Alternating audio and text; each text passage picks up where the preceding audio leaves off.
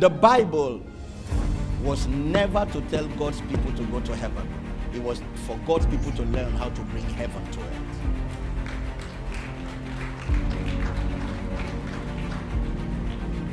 If you cannot be sick free here, you can wait for heaven all you want. That is a wilderness miracle mindset. You are waiting to die so that good things can happen to you. Please help me tell your neighbor, don't die until you leave. Come on, say it like you have life. Don't die until you leave. Come unto me and I will give you rest. Rest is for here. Come unto me and I will give you peace. Peace is for here. Come unto me and I will give you prosperity. Prosperity is for here. Here is where you get the invitation. So, becoming supernatural is not when you enter heaven. Becoming supernatural is when you become heaven. We don't go to the hospital for our own bodies. We go to the hospital to release other bodies. Every time we enter the hospital, even the doctors must know that heaven have come. Not sickness have come. Heaven has arrived. Heaven has arrived.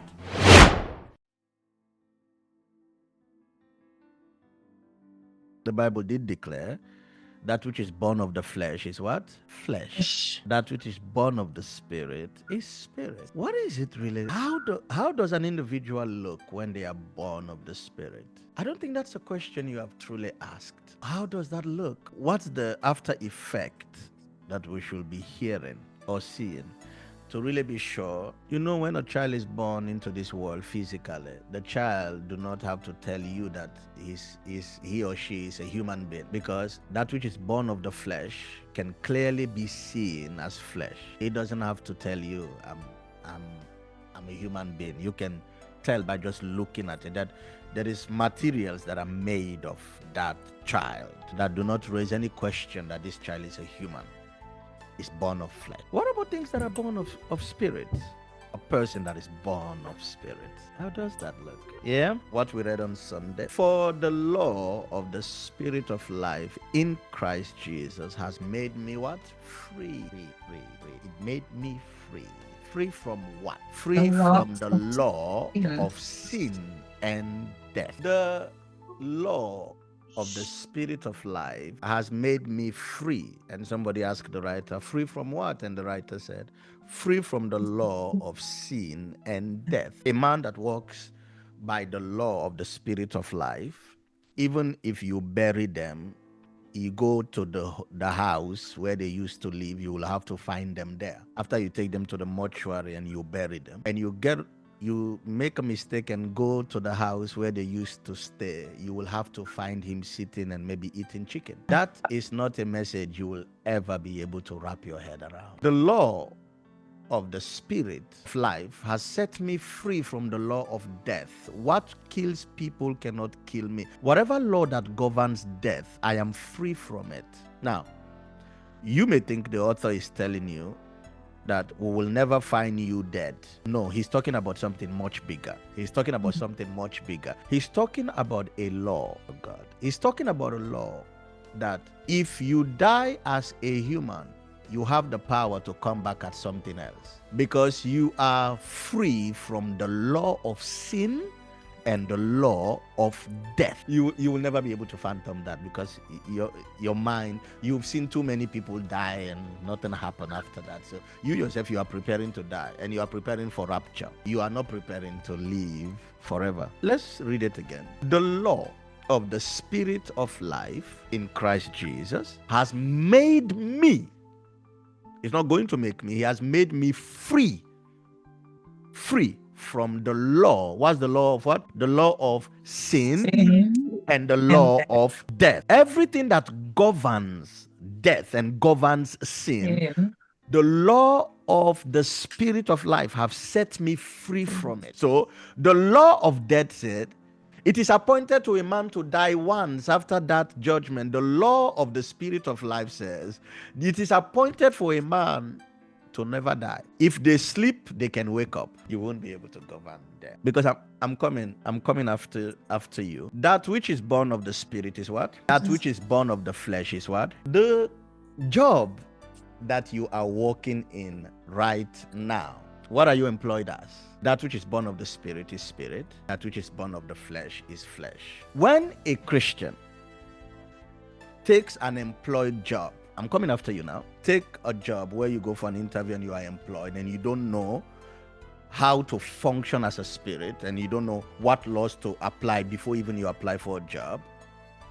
It means the job you are doing belongs to somebody who is of the flesh. You are occupying a space that was supposed to occupy by a man or a woman who is born of the flesh. Now, if that position was supposed to be given to a man who is born of the flesh, but now you are born of the spirit, whose place have you taken? That job you are doing belongs to somebody else. Now, it does not matter how much you pray at that job, Jesus cannot come, because as long as heaven is concerned, you are not yourself. Wait.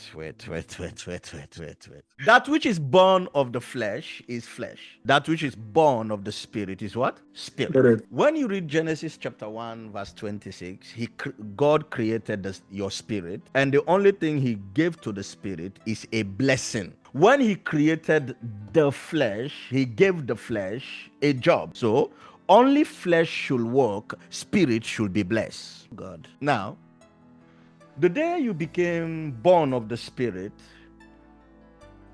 you disqualify yourself to become an effective participant of that which is born of the flesh. So, the position you are occupying at your job right now does not belong to you. It makes you a thief. You stole a position because that position was only supposed to be occupied by one who is born of the flesh. Let's go. We are going there. That job is supposed to be occupied by one who is born of what?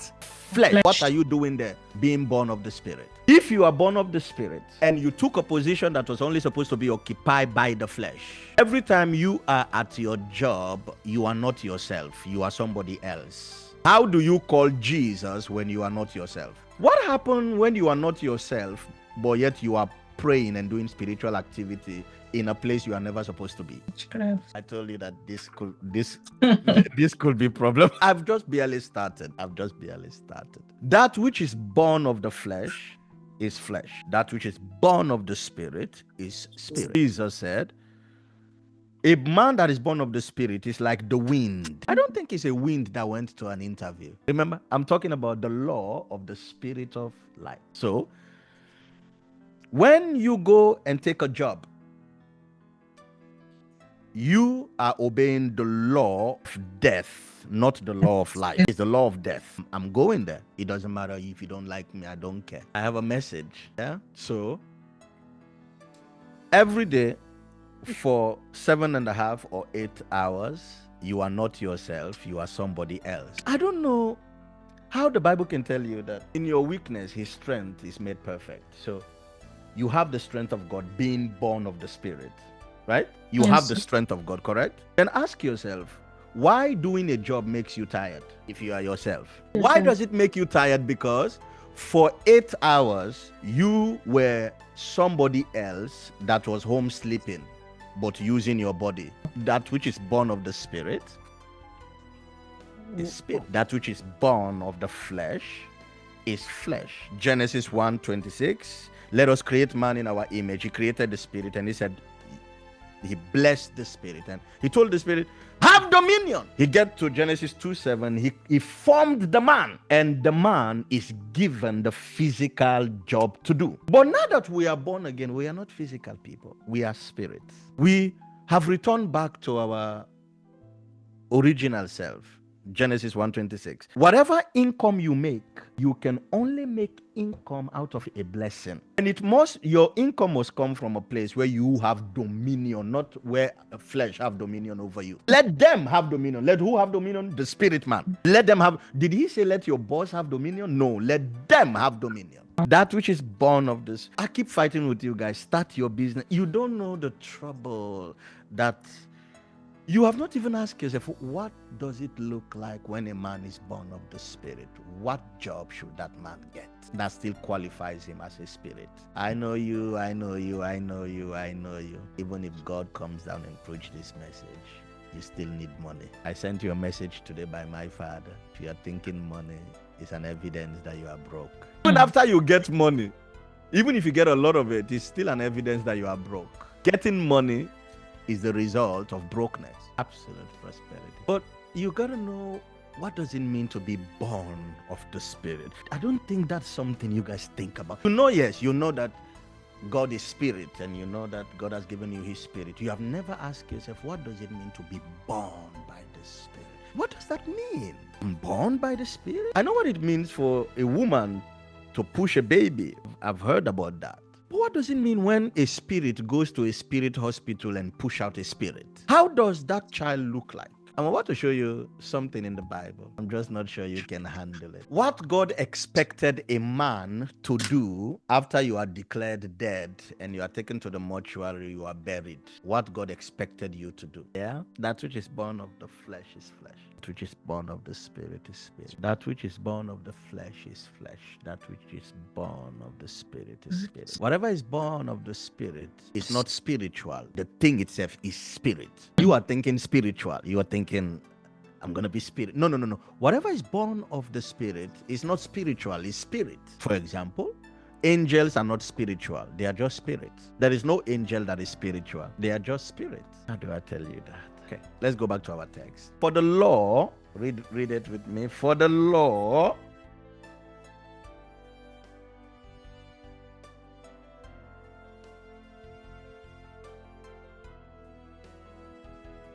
what is a law? A law is a set of rules that has been issued by a governing authority to a set of people, or to a nation, or to a society, for them to live by. That's what a law is. A law is a set of rules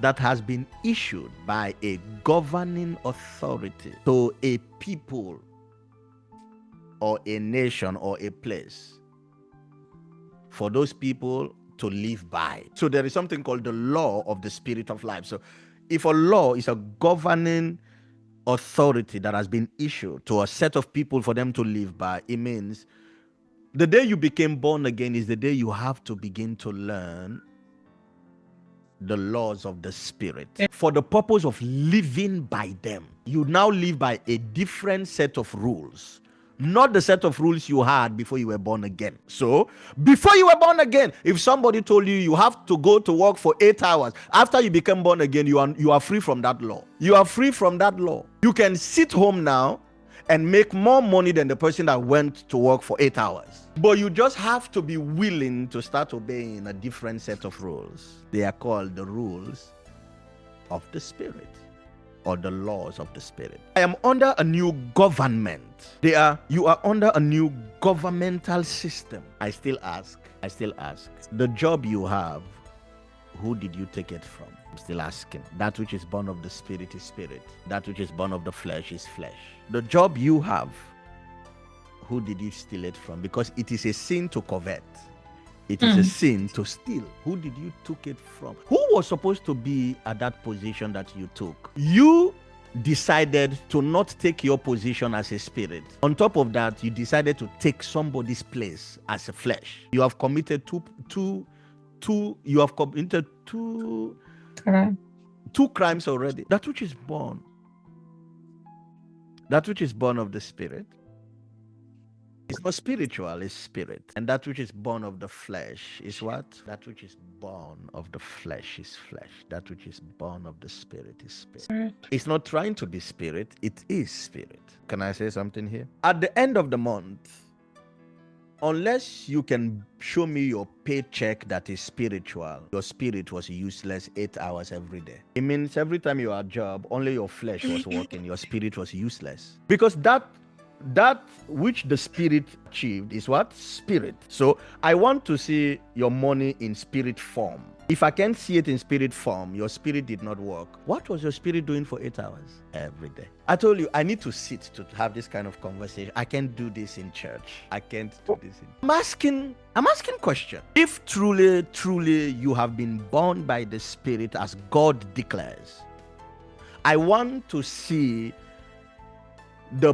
pay slip of your spirit every month. I want to see the pay slip of your spirit. You cannot bring me physical pay slip and say your spirit was at work. You are foolish. That which is born of the spirit is what? Spirit. That which is born of the flesh is flesh. Can I see your spiritual pay? Don't worry, I have eyes, I can see. Just show it to me, I can see it. Unless you don't have it. What's your brutto in spirit? And what's your netto in spirit? And since your boss is not a believer, which means the physical man give a job to your flesh, and the spirit of that man gave a job to your spirit, why will you allow a demon to employ you? And you call that a blessing? According to whose perspective? According to whose perspective? Because two things are always involved. If you see the physical taking place, it means the spiritual have taken place. Before your body got the job, did your spirit went to the interview? If yes, are you conscious or were you sleeping? I'm not asking for much. I just want you to show me your pay slip, but it has to be in spirit form. If your spirit was actually present for 8 hours and it was effective, then Jesus said, a spirit cannot work without a reward. Jesus said so. So if your spirit was at work and you don't see the pay slip of your spirit, they are cheating you, or you are not yourself. That which is born of the spirit is what? That which is born of the flesh is flesh. I can tell you, God has never prospered a man who is born again with physical money. No, you don't get success by having a job. Your success must be born out of a blessing. Do you have the blessing in your spirit to transport it to your body so that we can see what you have? This is not for the fainted. I knew I shouldn't come here today. That which is born of the flesh is flesh. That which is born of the spirit is spirit. Jesus said, lay up for yourself treasures in heaven. Heaven is a spiritual form. It's in spiritual form. Jesus is actually expecting you while you are in this world to achieve spiritual means. And the bank where your money should be, it's a bank that is in heaven. The only problem is that you don't have any account there. Because look at the smile on your face when you take physical money to your physical bank. And I am asking you, show me the pay slip of your spiritual bank. You are looking at me like I'm crazy. But Jesus did say, lay up for yourself your treasures where? In heaven. Why would Jesus say such thing if there are no banks there? And why would Jesus say such thing if he wasn't expecting your spirit to labor here, but your payment will be in spirit form? That which is born of flesh is flesh. Wait,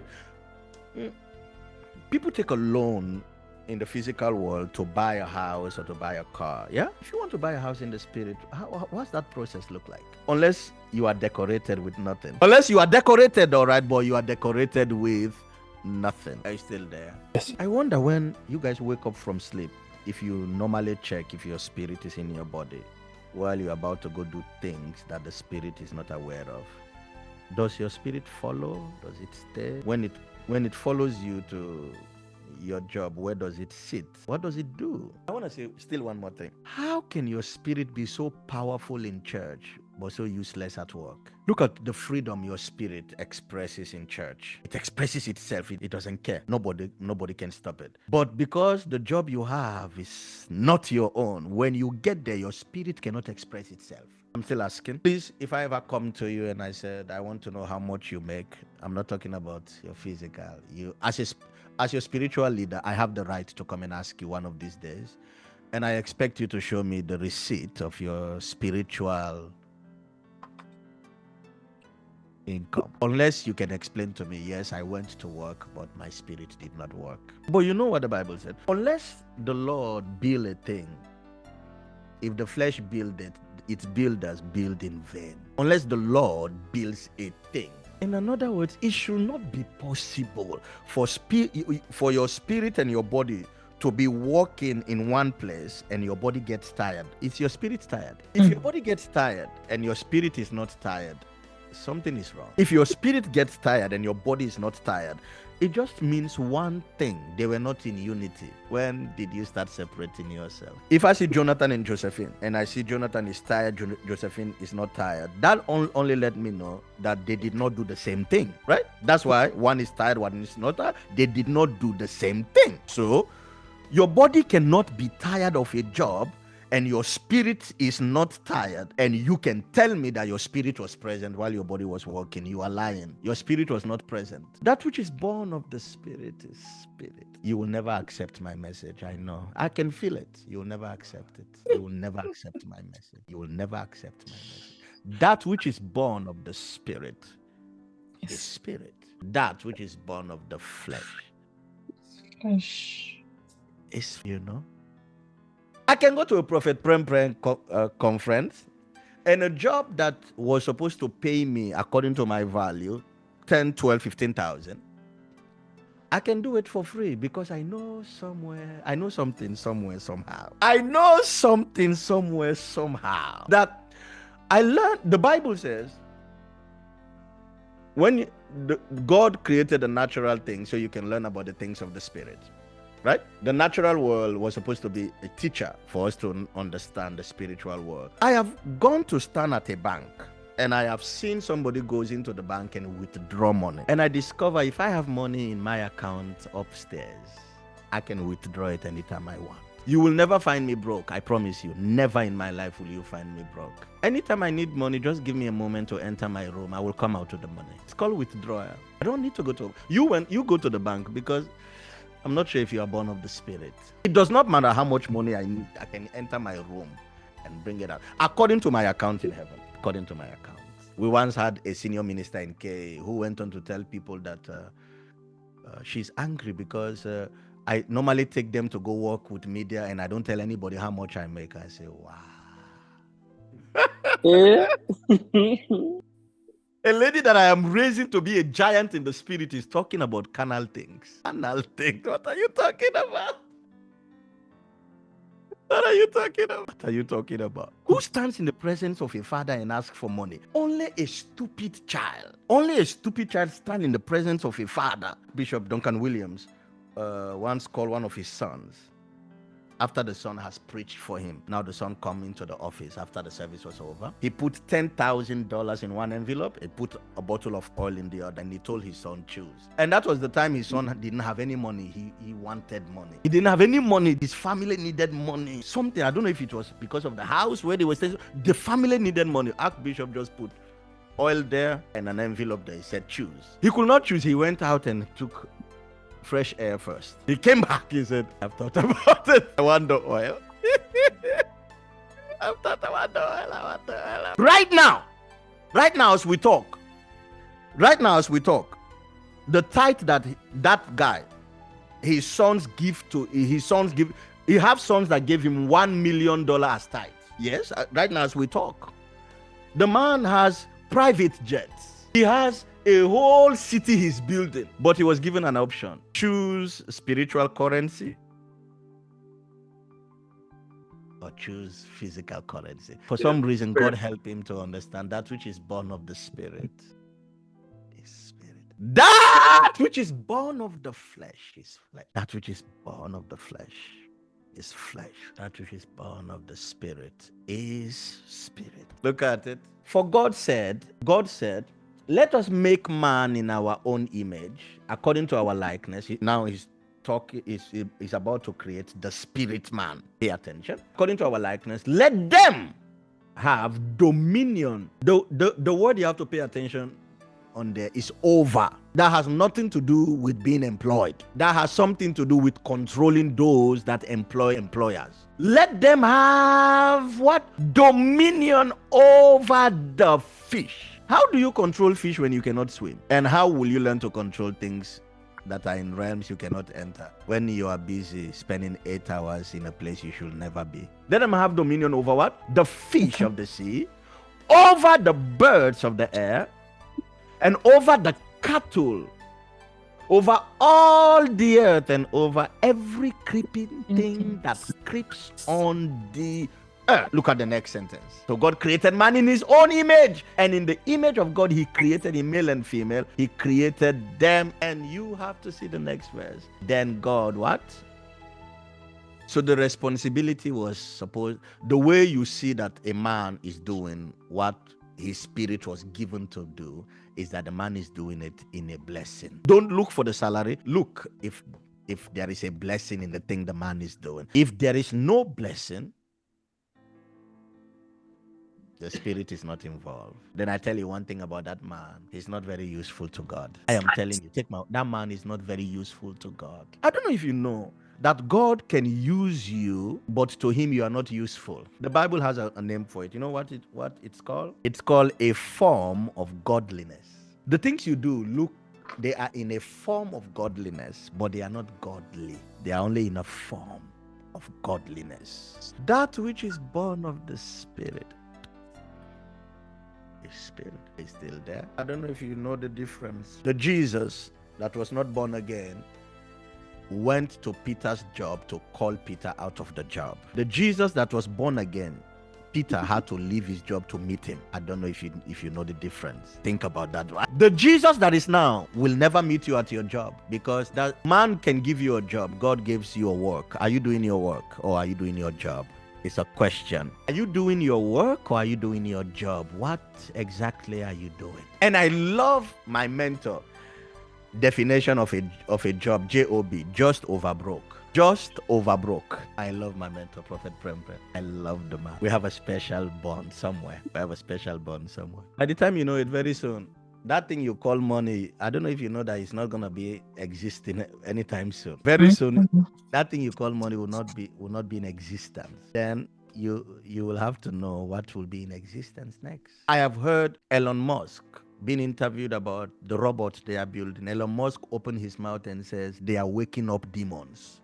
I've seen the video. Elon Musk opened his mouth. He was doing it like a joke. He opened his mouth and said they are waking up demons. And then they asked him about the amount of robot they are making. He said they are making legions. Same language of the Bible. They are making them in legions. You are there, being very useful in the physical world. You are only useful in the spiritual world when we meet like this. You are there, just stay there. If you don't know God, you should ask Saul how God can keep you working, just for you to know that you have no reward with him. God is the only boss that can fire you, but yet he keeps you working. He's the only boss. He fires you, but yet you are working. That which is born of the flesh is flesh. That's all I want to drive to your mind, that which is born of the flesh is flesh. That which is born of the Spirit is. I am telling you, if you are born again and you have a job, that position was never meant for you. You are not yourself. I am telling you, you don't have to take my words for it. Don't do it even. What do I know? Do it. Don't take my words for it. I am telling you, it does not matter even if you speak in tongues there. That thing you are doing, it was meant to be given to those that are born of flesh, not those that are born of spirit. Not those that are born of spirit. Did you know your job is because you don't trust God? I'm going there.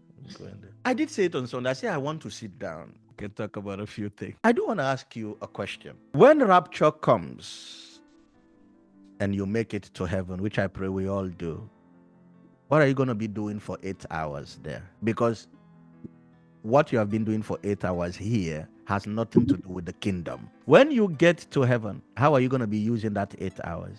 What are you going to do? If those 8 hours is not working for God here, you're not going to use them there to work for God. You're doing yourself a lot of this service. There is so much I know that I could help you with. The problem is you are not interested. You're not interested. Fix your life. Fix your life. Come out of the law that governs flesh and get into the law that governs spirits. Come out of the laws that governs what? Flesh. And get into the laws that governs spirit. Are you there? Right now, where I am sitting, I told you, I was in Norway.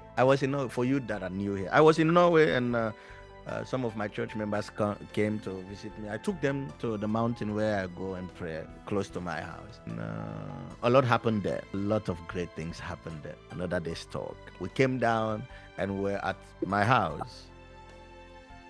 maybe within an hour or two, somebody called me from the States and they said God told them to give me $4 million. I asked why. He said, so that I can pray for him. And this family was sitting with me. It was not a phone call that I was doing alone. I was sitting in the sitting room like this, and this family is hearing what I'm talking about. I said, no, I don't want your $4 million. You can keep it. And this family almost ate me apart. They said, what? If you don't want it, can you take it and give it to us? I taught them a lesson that day. I said, how come this man did not call me before I went to get an experience? What is he trying to buy from me? He wanted to buy what I got from my mountain prayer. The same way that man in the book of Acts wanted to pay for the anointing. You know what I could do with $4 million?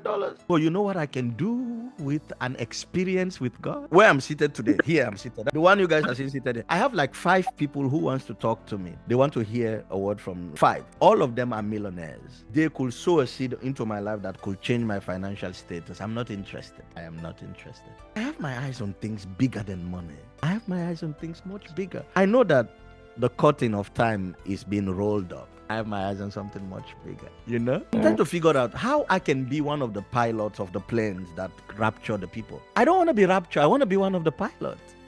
You don't know the things I'm aiming for. I'm not aiming for things below. No. I don't want anything. As my father will say, nothing interests me. What interests me? A house, a car? Nothing interests me. Nothing interests me. You guys that are here in K, you have seen a certain lady gave her car. She said God told her to give the car. She gave it to me. She made one complaint. I sent back the car. One complaint, I sent it back. I said, take it, I don't want it. One complaint she made, I sent back the car. Tell them, come and pick up the car and take it back. I took it to the washing thing. I paid maybe 150. They cleaned it very well and I sent it back. One complaint, that's all it took. I don't want it. What are you going to use to move me? Nothing. You can't move me. I am thinking about things much bigger. Even my wife don't know what I'm thinking about things much bigger. The Bible said Abraham was in the promised land and he was looking for a city that was built by God. I want to inform all of you, if I did not have a wife and children, you will see a pastor like me. I'll be sleeping in my car because what I'm looking for is bigger than a building. I'm looking for something much bigger. Oh, I can talk about that today. I'm looking for something bigger. I'm looking for something much bigger. I want to be at the front line of the Armageddon war. I want God to trust my strength. I know that this time is rolling away. What I want is much bigger. What is this? Nothing. What I want is much bigger. I read in my Bible about Saul and Paul. Even his name means small. Paul was small in body. Even smaller than I am. He was small in body. Oh God, I saw that man in heaven. Oh dear Lord Jesus. Even the earth cannot contain the man's height. The Paul I saw in... Oh my God. Hey, ministry does not only put a crown on your head. Ministry even affects your height. Do it right. The more accurate you do ministry, the bigger you become in the spirit. Haven't you read about Samuel? The Bible said, Samuel, if you go to Israel, Samuel is small like me in a house. But Bible says the enemy could not attack Israel. Nowhere, not from the east, west, not because Samuel was alive. How can a man be a border? How can a man become a border? What is this? A man becomes a border while he is sleeping even in the night. Enemies cannot invade. And the man doesn't have a gun. He doesn't have any. All he has is an anointing. The Bible says as long as Samuel was alive, the enemy of Israel did not dare to attack. Not Samuel. To even attack Israel, they did not dare. I mean, if Samuel is lodging in the east, I should be able to attack from the west. By the time Samuel gets there, I'm done destroying. But I can't even attack from the west. But the man is in the east. Man became a border. He became so much a border. When they wanted the king, they were crying for a king. Samuel went to God and said, God, give them a king, because they don't like your king. What Samuel was actually saying is that they don't know that I am their king. But it's a spiritual language. As long as Samuel was, look at you and me. We are alive. We have family members who are demon possessed. A man was a border for a whole nation. I want you to think about it. If the physical army could not enter, think about the spiritual army. No one demon could enter Israel without Samuel giving them permission or rejecting their application. Like you will go and apply for a visa. If you want to enter Israel, you will have to apply for a visa from Samuel. And the man doesn't have a gun, he doesn't have a spell. All he has is that saith the Lord. That's all he got. That saith. But he wasn't pretending.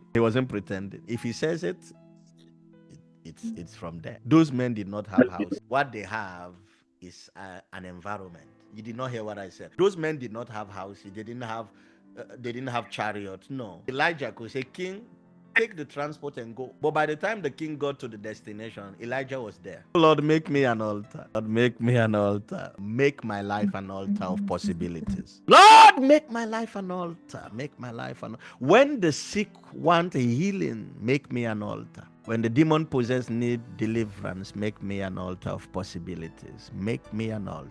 Make me an altar. Some people, rapture will catch them while they are trying to save money, and that's when they will know that what are you going to use the money to do. God wanted to prosper you in the spirit by asking you to do something in the physical for him, but you were busy trying to do it for yourself. That which is born of the spirit is what? That which is born of the flesh is, I ask again, that which is born of the spirit is spirit. Now that you are born of the spirit, was it your spirit they employed, or was it your flesh they employed? That job you are doing, who got the employment? If it's not your spirit that was employed, whose place have you taken that is suffering somewhere today because you took their place? And you are suffering because you left your place. I repeat, you are suffering because you left your place. The person whose place you took is also suffering because you occupied their space. The more the sinner creates jobs, the more demons comes into the world. The more Christians that create jobs, the more demons will push back. But you are so satisfied working that you are unwilling to start a business so that God can get the glory. The media company I started here, many of the guys that have been working with me have been blessed spiritually because of a physical thing I created from my spirit. Do you know what environments they have been in? Do you know what environments they have been in? Oh, there. I don't know if they know this. A cameraman is a preacher. Just that we have some carnal people who think they are just holding a camera. A cameraman is a preacher, and the cameraman is a bigger preacher than the one who is preaching in the church, because the cameraman's message is global. Without the cameraman's being a preacher, the preacher in the church is local. So the one who is global is the one behind the camera, because they are the one that are communicating the glory of God to people who are global audience. But if you're not spiritual, you can't think like that. You think carnal. Whenever you stand behind the camera, you act so stupid because you don't know you are a preacher ordained. The Bible says God gives the word. Great is the company that publish it, not preach it, publish it. The people that publish the word that God gives, they are the one that the Bible calls great, not the preacher. He calls the publisher great. You don't know why I love serving the fathers with my cameras. Great is the one that published the word that God gives. Great is the publisher. Great is the one that published it. Whenever I'm able to enter all of the continents with my camera, I am a greater preacher than the one who is preaching in the hall. My camera is speaking to many people around the world while the preacher is speaking to me. I am transporting that message. Wait, the Bryants that are in America, how do they know that somebody was delivered on Sunday? Because of the camera. So who told them? The camera. The people that are living in America, how do they know about James? Because of who told them? You know how the cameraman is greater than me? Because they did not call the people and tell them about James. They turn on the camera and show what God can do through James. But when you have foolish people, they act stupid sometimes. They don't know what that is. But if you give me a camera and I am pointing that camera at a father, nothing else matters. I am very focused because I know he is the one that God gives the word. Great is the company that publishes it. Every time I turn on my camera, I am in the league of greats. I'm in the league of, even in our service, once in a while I go stand behind the camera. I know what I am doing. I'm not distracted. I'm very focused. Very focused. Sometimes I'm behind the camera a little bit. I'm in the sound. I don't have to do any of that. I know what I am doing. I am not the best at it. Jonathan is the best at it. But I want to move this thing, move this thing, move this thing. I want to be known as a servant, not a follower. I want to be a pilot on Rapture. I don't want to be a passenger of the flight. So whatever I have access to use to serve the Lord, I use it with 200% of my heart, not 100. 200%. You cannot distract me. Whenever somebody is trying to distract you while you're serving the Lord, watch them. They are sent, including yourself. There is no way the Bryant will have been blessed the way they have been blessed today if we did not have preachers on cameras. No way in heaven. No, it's not possible. No way. No way. Yeah. Yes, sir. Many of you here, even here in Holland, you also came because of a camera. You saw the services online and you came. But we have those cameramen who don't understand the blessing behind that thing. But may God forgive them. A global preacher. That's who I am. You know? That's why when people like Prophet Prempre, they come to Europe, they want me to be behind the camera. You know what? Because I am an excellent preacher. I am an excellent preacher. I put my best behind my preaching. If I use my mouth, excellent. If I use my camera, excellent. I'm an excellent preacher. Because everything I do for God, I go for the best. And I wish I had sons and daughters that will begin to understand that even if it's a stick you hold in church like this, you are a preacher holding a message. Somebody's going to look at that stick and read it from it. Well, you might hold the stick and say, what am I even holding this stick for? What am I even holding this for? And by the time the person that God wanted you to hold the stick for comes, you have put it down because you don't see the significance. But yet, God never give it to you to show yourself. He give it to you to hold it. But the one it doesn't make sense to is yourself. So yourself has now destroyed something that was not given to you for yourself. Stupidness. If God say hold this stick, it's because somebody is coming by looking at that stick. What they have been believing God for years will be granted to them by looking at this stick. So it will make sense to them. That's why God gave it to you. It will not make sense to you because it was not for you. That which is born of the Spirit. I went for the best cameras, some of the best cameras in the world that my money could buy. Why? Because I want to be an expensive preacher. I want to be an excellent preacher. Come on now. Isn't that wonderful? I'm asking for the last time, whose job are you doing? That which is born of the Spirit is spirit. That which is born of the flesh is flesh. Whose job have you taken? Or did you just believe in Jesus? You have not been born of the Spirit. So you are still employed by men who can only employ your flesh. I would love for you to show me your spiritual pay slip. I want to see it. I want to see how much your spirit makes every month. I want to see how much your spirit makes. So by tomorrow, I will be available for you to be sending me those evidence. I want to read it if you have it. I would love to read it. I promise. If anybody call me tomorrow physically, I will not pick up. I will spend all of my time reading your spiritual receipts of what your spirit earns every month, because you are a spirit. If all you get paid is a physical thing, then your spirit is useless 8 hours every day. How are you then useful to God, who is a spirit? You know? God is the father of what? Spirit. Talk to me. God is the father of what? According to what we learn, God is the father of Spirit. How can God give your flesh a job when it's only the father of spirits? If God gives your body a job, it's because you are a slave. But inheritance is for sons. Sons get inheritance, slaves get jobs. Please, when I'm done here today, don't call me about your job. I say send me your spiritual bank pay slip. I want to see it. I'm your spiritual father by the grace of God. I have the right to ask for your spiritual pay slip. I have that right as a spiritual leader. I have the right to say, I want to know how much your spirit makes every month, because you go to work unless you leave your spirit at home. You know, when Jesus was sending the disciple, he gave them an instruction that is very important. He said, don't take a purse with you. And then he said, as you are going, don't take anything from anyone who wants to offer you. Don't take it. He said, because when you get to the place where I'm employing you, you will have everything you need when you get there. Because if it's a spiritual job, it's a spiritual reward. Yeah? I know these things are not important to you, but they are important to me. When you are going somewhere, you are going from location A to location B, right? And you enter a car and you are going to drive. Does your spirit sit inside of the car, or how does your spirit get there? How does your spirit get there? Is your spirit that need no car, does it just sit in the car and wait until your body gets there before it also gets there? Or how does that transportation look like? Maybe the biggest thing ever is Is your body permitted to go where your spirit have not been? If your body goes where your spirit have not been, who sent you? If your body is in the business of going where your spirit have not gone and brought you knowledge, every time something happened, it will potentially make you angry because it happened by surprise. It took you by surprise. The thing that happened, it took you by surprise.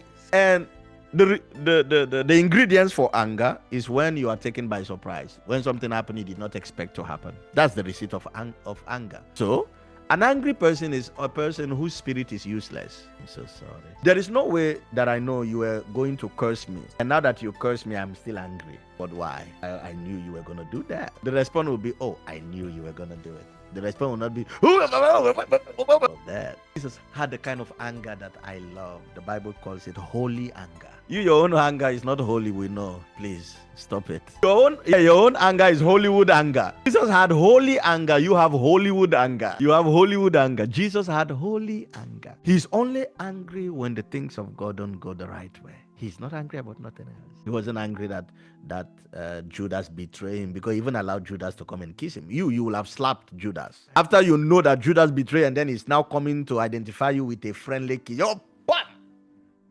You think you can mess with me? Think you can? Judas stood with so much grace. Jesus stood with so much grace and mercy. He stood there like he has no power. I'm inspired by Jesus. He stood there. He didn't push Judas away. He only asked him, you betray me with a friendly kiss? I'm inspired by Jesus. I love Jesus. So much grace and so much class. Even in the presence of a betrayer, Jesus is still calling Judas by his name. He's not calling him betrayer. He's not calling him a devil. He doesn't call him he said, Judas, do you betray me with a kiss? So much grace. That's what I aspire to be, like Jesus. Like, my goodness, how could you be so calm when you know already what's going to happen to you? And Judas is the one who made that possible. You just stood with so much grace and class and so much peace in the mix of your enemies, and you even allow your enemy to kiss you, and you receive the kiss and thank him for kissing you. Wow. Are you able to read these verses with me? I want you to see something. I'm still talking about when you are born by the Spirit. Look at it. Then behold, Jesus is now dying, right? Then behold, the veil of the temple was torn in two, from top to what? Bottom. And the earth quaked, and the rocks were, look at the next verse. And the graves were open, and many bodies of the saints, many bodies of the saints who had fallen asleep were raised. Look at the next verse. And coming out of the graves, after his resurrection, they went into the holy city and appeared to many. This is not talking about Jesus. He's talking about when they became saints, the grave could not hold them. When a man is born of this, I don't know how I can explain this to you. When they became saints, they did not allow their body to stay in the grave. They came out of the grave, of course, in another form, but let's not talk about that form today. They came out in another form, but this form is called the saints. And they went to their great grandchildren, giving them ancient wisdom, telling them about what happened 1,000 years ago. Children are now listening to what happened 2,000-3,000 years ago, because a saint could not be kept by the grave. So it is possible for you to be buried today, and you rise and you meet your great-grandchildren if Jesus started, and you begin to tell them about what happened in 2025. But you come out of the grave in another form, being born of the Spirit. Are you still there? Let me show you the last thing here, and it's gonna be good. I believe that is in the book of Hebrews. I want you to listen to this reading, and you will not believe what is in the book. Look at it. I'm reading Hebrews chapter 11. I'm reading from verse 13. Remember, from verse 1, it's talking about by faith, this person. By faith, this person. By faith, this elder. By faith, this elder. Okay? Come to verse 13. This all died. He's talking about all the elders who did marvelous things by faith. This all died in faith, not having received the promises, but having seen them afar off, were assured of them, embraced them, and confessed that they were strangers and pilgrims on the earth. That's not my message, but for context sake, I'm going somewhere. For those who say such things declare plainly that they seek a homeland. And truly, if they had called to mind, I'm going to put this in the King James because it has to make sense to you. Look at it. And truly, if they had been mindful of that country from whence they came out, they might have had an opportunity to have returned. I can't believe it. You did not just read that. He's talking about, remember in verse 13, he already told us they died. And then he's saying, though they died, if they were mindful of where they came from, they could have returned back. After death. No. This is too much. No, it's not possible. It's not possible. No, I can't. This is too much. This is too much. And truly, if they had been, remember, they have now died. But he's saying, if they had been mindful of that country from whence they came out, they might have had the opportunity to have returned after they were put in the grave. The day they bury them in the grave, they can escape the grave and go back to the country where they come out from. But they needed to be mindful. You remember, being spiritually minded is life. Being carnally minded is death. If you are spiritually minded, carnal death cannot hold you in the grave. After I'm going to be in the rapture. If they mistake and bury me in Holland, I can decide to go back to Africa. You know what's amazing? The Bible is trying to tell you they could have returned back and become another citizen. Watch this. They could have become new citizens with an ancient mindset. Knowing what has happened in the world, but new citizen, but the things they will be talking about is as if they were there when the things happen. Yes, I was there, but you will not believe me. It's not possible. No, it's not possible. No, it can't happen. It can't happen. If they had been mindful, they could have returned back from the country where they came out of. Pastor T, what do you do with this? What? How do you respond to this? How do you respond to this? Which means death can be a decision. I can either decide to return back by plane or return back by the grave. Either way, I can go back where I come from. I can decide to either return back by plane or return back by death. But either way, when you come to my country, you come with a plane, I went with the grave. I am more alive than you. You can meet me in my country and we can sit down and take tea and be talking about what we did in Holland. We can sit and talk about this Zoom meeting. After everybody knows that I am dead, but you are sitting with me in Africa, we are chilling and enjoying tea and fufu and we are having a great time. You know why they never return back to their country? Let me show it to you. Look at the next verse. It's because they desired, look at it. But now they desire a better country. I am telling you, if you go to the grave where Abraham was buried, you are wasting your time. He went to a better country. By desire, not by prayer. They just decided, when I die, I don't want to come back. So you can control that. You can control if you want to come back or not. Oh, there. You will never believe my message. It's above your head. Can't believe it. You cannot believe this. Look at it. But now they desire a better country, that is an heavenly. Wherefore God is not ashamed to be called their God. He had prepared for them a city. It's simple. If a man dies without controlling where they are going, God is ashamed to be your God. It means you never knew God at all. That's why you died. A man should not die because of death. Remember, we are free from the law of death. A man should not die because of death. A man should die because either they want to go to heaven or they want to go back home. Anything apart from those two options, when you die, if you are met in the grave, God is ashamed of you. Look at it. The reason why God was not ashamed of them is because their desire was to go to another country. They did not just die and went to the grave. No. While they were alive, they wanted to die so that they can go to heaven. Oh, I don't want to be in an accident. I don't want to die. It's because you don't know where you are going. You have no control over it. My brothers and sisters, don't take my words for it. That kind of a life, God is ashamed to be your God. God is ashamed. Where do you hear this kind of I want to go back to that verse. And truly, if they had been mindful. So in another words, for example, I can sit like this and I tell you guys, okay guys, I want to go now. And then I keep in my mind my country.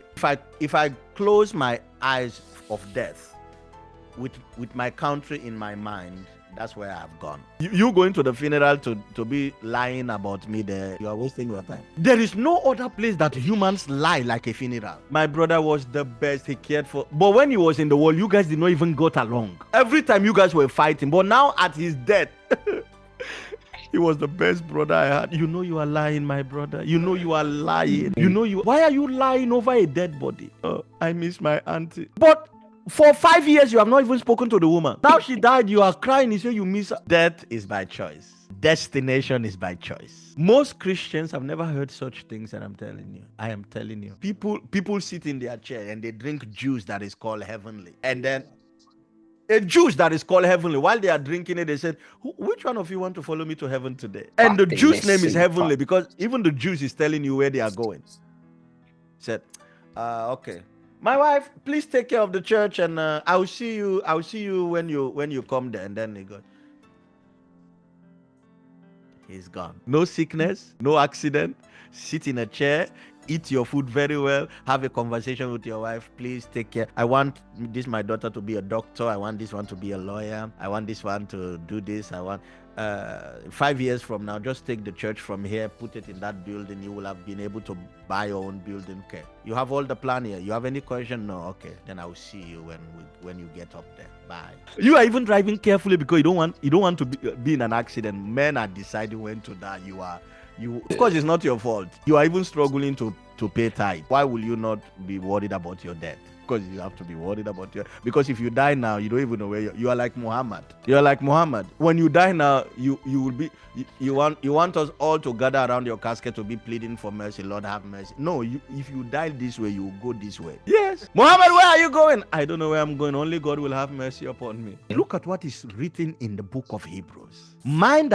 People that are mindful of their country, they can go back. People that desire a better city, they can go up. And those were men that were not born again. Imagine what we can do. These people were not born again. He's talking about the fathers of faith. They were not born again. They were not filled with the Holy Ghost. Jesus had not yet died. Heaven had not yet opened. So they have to die with a desire to go to heaven. We don't have to die. Tonight, I'm going to heaven. And that heaven can just be a visit. They have to die to go to heaven. But for us, I can decide that tonight I'm going to bed at this time because I want to see something in heaven. I want to talk to David. That which is born of the Spirit, you will not accept my message. This is too far-fetched. This is too far-fetched. We are not talking to dead people. The Bible said we have come to Mount Zion. And in Mount Zion, those that died as saints, they are made perfect. So they are alive.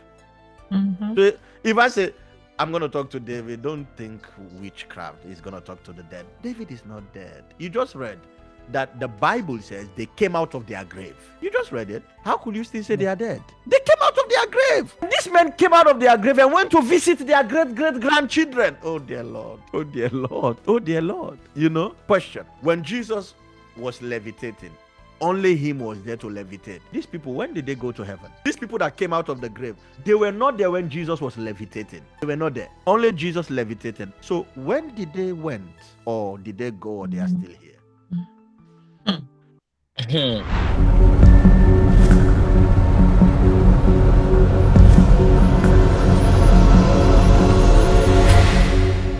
Kingdom Ambassadors Embassy.